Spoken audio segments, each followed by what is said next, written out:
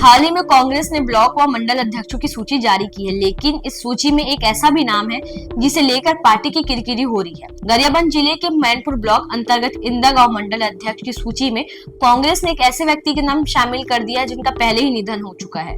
जारी सूची में स्वर्गीय रूपेंद्र सोम को इंदा गांव मंडल अध्यक्ष की जिम्मेदारी दी गई है, जबकि उनका देहांत 22 अगस्त 2025 को हो चुका था।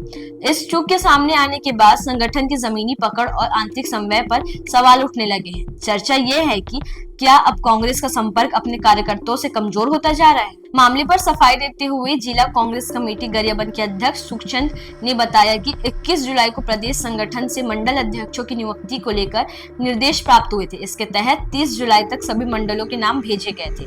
इसके बाद 22 अगस्त को रूपेंद्र सोम का निधन हो गया था। वर्तमान में उनके स्थान पर मनुराम महकूल का नाम प्रस्तावित कर भेजा जा चुका है। जिलाध्यक्ष ने इसे एक तकनीकी त्रुटि बताते हुए कहा कि जल्द ही इसे औपचारिक रूप से सुधार किया जाएगा। ऐसे लेटेस्ट अपडेट के लिए सब्सक्राइब करें वैम छत्तीसगढ़।